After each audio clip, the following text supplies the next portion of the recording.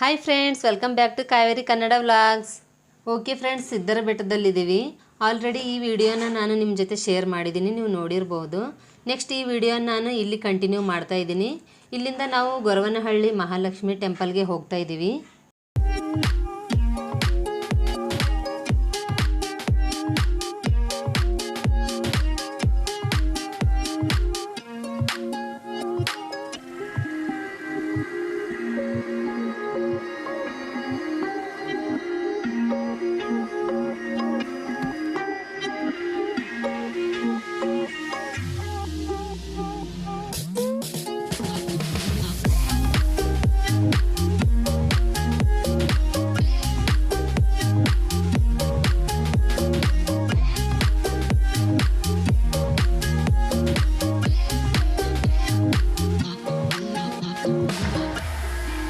ದೇವಸ್ಥಾನ ಬಂದ್ಬಿಟ್ಟು ತುಮಕೂರು ಜಿಲ್ಲೆಯ ಕೊರಟಗೆರೆ ತಾಲೂಕಿನಲ್ಲಿದ್ದು, ಇನ್ನು ಕೊರಟಗೆರೆಯಿಂದ ನೀವು ಬಸ್ಸಲ್ಲೂ ಆಟೋದಲ್ಲೂ ಕೂಡ ಹೋಗ್ಬೋದು. ಗೌರಿಬಿದನೂರಿನ ಮೂಲಕನೂ ಹೋಗ್ಬೋದು. ಈ ದೇವಸ್ಥಾನದಲ್ಲಿ ಮಂಗಳವಾರ, ಶುಕ್ರವಾರ ಹಾಗೂ ಭಾನುವಾರ ವಿಶೇಷ ಪೂಜೆವಿರುತ್ತೆ. ಹೆಚ್ಚಿನ ಸಂಖ್ಯೆಯಲ್ಲಿ ಭಕ್ತಾದಿಗಳು ಬಂದು ತಮ್ಮ ಕೋರಿಕೆನ ಈಡೇರಿಸಿಕೊಳ್ತಾರೆ. ಹಾಗೆ ಬೇಗ ಮದುವೆ ಆಗದೆ ಇರೋರು ಮತ್ತು ಮಕ್ಕಳಾಗದೇ ಇರೋರು ಇಲ್ಲಿ ಬಂದುಬಿಟ್ಟು ಬನ್ನಿ ಮರಕ್ಕೆ ಹಸಿರು ಬಳೆ ಹಾಗೆ ಹಸಿರು ಬಟ್ಟೆನ ಕಟ್ಟಿಬಿಟ್ಟು ತಮ್ಮ ಕೋರಿಕೆಗಳನ್ನ ಈಡೇರಿಸ್ಕೊಳ್ತಾರಂತೆ. ಹಾಗೆ ಪ್ರತಿದಿನ ಊಟದ ವ್ಯವಸ್ಥೆನೂ ಇರುತ್ತೆ. ಪ್ರವಾಸಿಗರಿಗೆ ವಸತಿ ಗೃಹ ಸೌಲಭ್ಯವಿರುತ್ತೆ. ಮಕ್ಕಳಿಗೆ ಅನ್ನಪ್ರಾಶನ ಶಾಸ್ತ್ರ ಹಾಗೂ ಪ್ರಥಮ ಅಕ್ಷರಾಭ್ಯಾಸ ಮಾಡುವ ಸೌಲಭ್ಯವಿರುತ್ತೆ.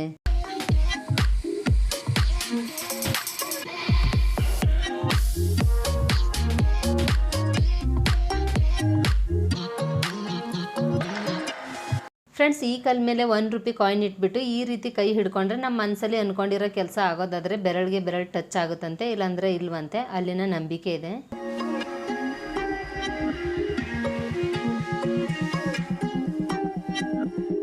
ನೋಡಿ ಫ್ರೆಂಡ್ಸ್, ಅಭಿಷೇಕ್ ಮೆಡಿಟೇಷನ್ ಮಾಡ್ತಿದ್ದಾನೆ.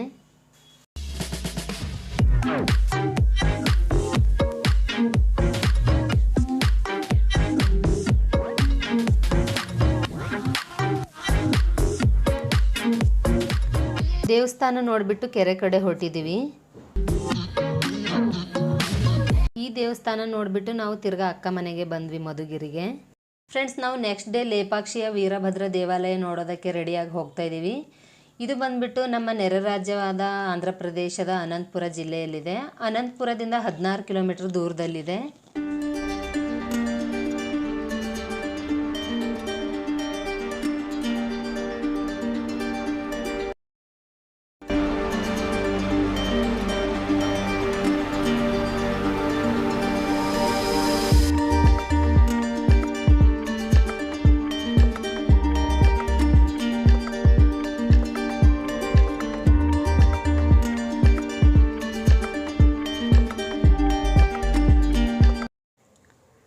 ಫ್ರೆಂಡ್ಸ್, ಫೈನಲ್ ಆಗಿ ದೇವಸ್ಥಾನದ ಹತ್ರ ಬಂದ್ವಿ. ಬನ್ನಿ ಒಳಗಡೆ ಹೋಗೋಣ.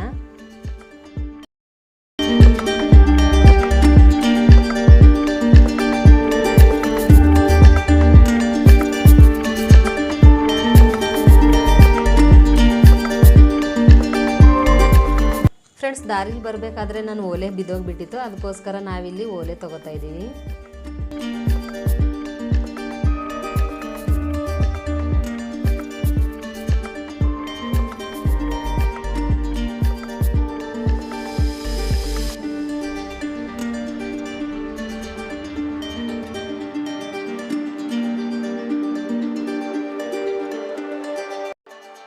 ನನಗೆ ಗಾಡ್ ಶಿವ ಅಂದರೆ ತುಂಬ ಇಷ್ಟ ಅಲ್ವಾ, ಹಾಗಾಗಿ ನಾನಿಲ್ಲಿ ಒಂದು ಶಿವಲಿಂಗ ತಗೋತಾ ಇದ್ದೀನಿ.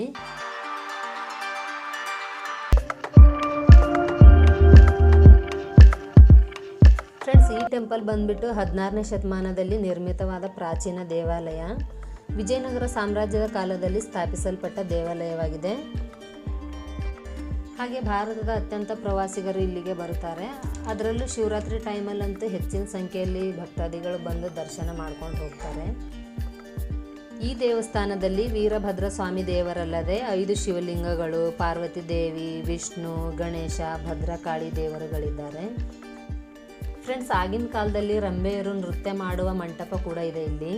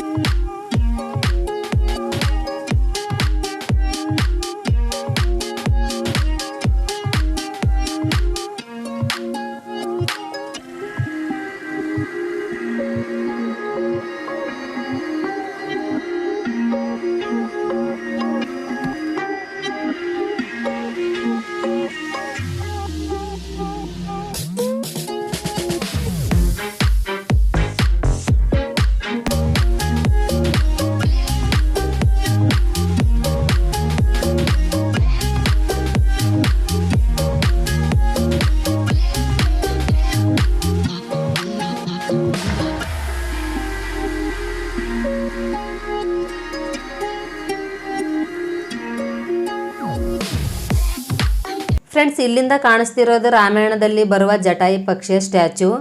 ರಾವಣ ಪುಷ್ಪಕ ವಿಮಾನದಲ್ಲಿ ಸೀತೆಯನ್ನು ಅಪಹರಿಸಿ ಲಂಕೆ ಕಡೆಗೆ ಹೋಗಬೇಕಾದ್ರೆ ಒಂದು ದಿವ್ಯ ಪಕ್ಷಿ ಜಟಾಯು ಸೀತೆಯನ್ನು ರಾವಣನಿಂದ ಕಾಪಾಡಲು ಈ ಪಕ್ಷಿ ಹರಸಾಹಸ ಮಾಡಿತು. ರಾವಣನನ್ನು ಸೋಲಿಸಲು ವಿಫಲವಾಯಿತು. ರಾವಣನ ಪ್ರಹಾರದಿಂದ ಗಾಯಗೊಂಡು ಭೂಮಿ ಮೇಲೆ ಬಿದ್ದಿತು. ರಾಮ ಲಕ್ಷ್ಮಣ ಸೀತೆಯನ್ನು ಹುಡುಕಿಕೊಂಡು ಹೋಗುವಾಗ ಭೂಮಿ ಮೇಲೆ ಬಿತ್ತು. ಈ ಗಾಯಗೊಂಡ ಜಟಾಯುವನ್ನು ನೋಡಿ ರಾಮ ಲಯ ಪಕ್ಷಿ ಅಂತ ಕರೆದಿದ್ದಕ್ಕೆ ಲೇಪಾಕ್ಷಿ ಅಂತ ಹೆಸರು ಬಂದಿದೆ ಅಂತ ಹಿಸ್ಟ್ರಿಯಲ್ಲಿ ಹೇಳ್ತಾರೆ.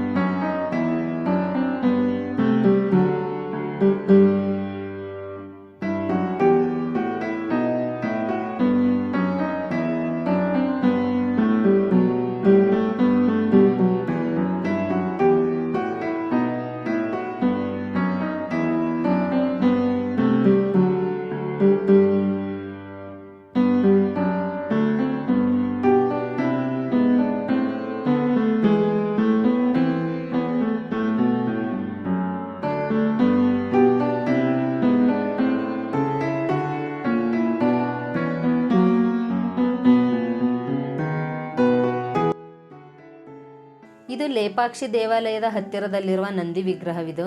ಇದು ಭಾರತದ ಅತಿ ದೊಡ್ಡ ಏಕಶಿಲಾ ನಂದಿ ವಿಗ್ರಹವಾಗಿದೆ. ಎತ್ತರ ಬಂದ್ಬಿಟ್ಟು 15 ಅಡಿ, ಅಗಲ ಬಂದ್ಬಿಟ್ಟು 27 ಅಡಿ ಇದೆ ಫ್ರೆಂಡ್ಸ್.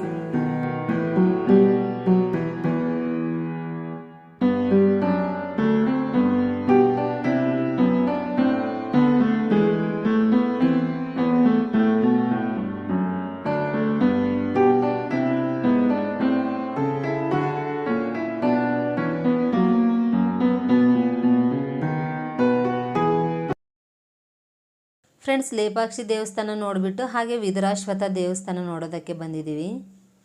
ಈ ಟೆಂಪಲ್ ಬಂದ್ಬಿಟ್ಟು ಕರ್ನಾಟಕ ಮತ್ತು ಆಂಧ್ರ ಪ್ರದೇಶದ ಗಡಿ ಭಾಗದಲ್ಲಿದೆ. ಹಲವಾರು ಜನರು ವಿವಿಧ ರಾಜ್ಯದಿಂದ ಇಲ್ಲಿಗೆ ಭೇಟಿ ನೀಡ್ತಾರಂತೆ. ಈ ದೇವಾಲಯವು ಕರ್ನಾಟಕ ರಾಜ್ಯದ ಚಿಕ್ಕಬಳ್ಳಾಪುರ ಜಿಲ್ಲೆಯ ಗೌರಿಬಿದನೂರು ತಾಲೂಕಿನಿಂದ ಸುಮಾರು 6 ಕಿಲೋಮೀಟರ್ ದೂರದಲ್ಲಿರುವ ಒಂದು ಸಣ್ಣ ಹಳ್ಳಿ. ಫ್ರೆಂಡ್ಸ್, ಈ ಟೆಂಪಲ್ ಬಂದ್ಬಿಟ್ಟು ಮುಖ್ಯವಾಗಿ ನಾಗದೇವತೆಯ ದೇವಾಲಯವಾಗಿದೆ. ಫ್ರೆಂಡ್ಸ್, ಆ ದೇವಸ್ಥಾನದ ಸುತ್ತಲೂ ನಾಗರ ವಿಗ್ರಹಗಳೇ ಇದಾವೆ, ನೀವು ನೋಡ್ಬೋದು.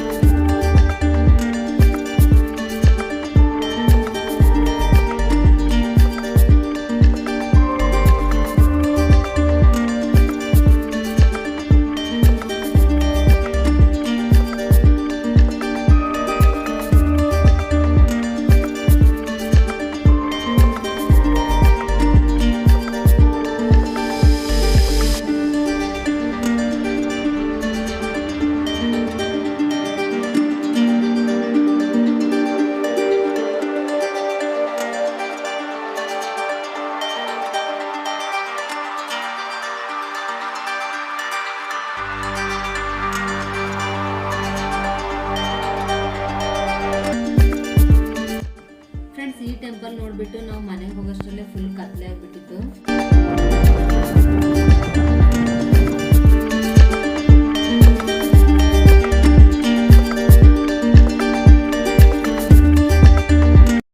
ಫ್ರೆಂಡ್ಸ್, ಅರ್ಲಿ ಮಾರ್ನಿಂಗ್ ಬ್ಯಾಂಗ್ಳೂರ್ಗೆ ಹೋಗೋಕ್ಕೆ ರೆಡಿ ಆಗಿದ್ದೀವಿ. 3 ದಿನ ಟ್ರಿಪ್ ಕೂಡ ಮುಗೀತು. ನಾವೆಲ್ಲರೂ ತುಂಬಾ ಎಂಜಾಯ್ ಮಾಡಿದ್ವಿ. ನಮ್ಮ ಜೊತೆ ನೀವು ಕೂಡ ಎಂಜಾಯ್ ಮಾಡಿದ್ದೀರಾ ಅನ್ಕೋತೀನಿ. ಅಕ್ಕ ನಮಗೋಸ್ಕರ ಸ್ವಲ್ಪ ವೆಜಿಟೇಬಲ್ಸ್ ಬಿಡಿಸ್ಕೊಡ್ತಾ ಇದ್ದಾರೆ ಬ್ಯಾಂಗ್ಳೂರ್ಗೆ ತಗೊಂಡು ಹೋಗೋದಕ್ಕೆ. ನಾನು ಸ್ವಲ್ಪ ಹಸಿಮೆಣಸಿನ್ಕಾಯಿ ಬಿಡಿಸ್ತಾ ಇದ್ದೀನಿ. ಓಕೆ ಫ್ರೆಂಡ್ಸ್, ಈ ವಿಡಿಯೋ ಇಷ್ಟ ಆದಲ್ಲಿ ಲೈಕ್, ಶೇರ್, ಕಮೆಂಟ್ಸ್ ಮಾಡಿ. ಹಾಗೆ ಸಬ್ಸ್ಕ್ರೈಬ್ ಆಗಿ ಬೆಲ್ ಬಟನ್ ಒತ್ತಿ ಆಲ್ ಅನ್ನೋ ಆಪ್ಷನ್ ಮೇಲೆ ಕ್ಲಿಕ್ ಮಾಡೋದ್ರಿಂದ ನಾನು ಹಾಕೋ ಎಲ್ಲ ವಿಡಿಯೋ ನೋಟಿಫಿಕೇಷನ್ ನಿಮ್ಮ ಮೊಬೈಲ್ಗೆ ತಕ್ಷಣ ಬರುತ್ತೆ ಅಂತ ಹೇಳ್ತಾ ಈ ವ್ಲಾಗ್ನ ನಾನು ಇಲ್ಲಿಗೆ ಎಂಡ್ ಮಾಡ್ತಾ ಇದ್ದೀನಿ. ನೆಕ್ಸ್ಟ್ ವಿಡಿಯೋದಲ್ಲಿ ಸಿಗ್ತೀನಿ. ಅಲ್ಲಿವರೆಗೂ ಬಾಯ್, ಟೇಕ್ ಕೇರ್.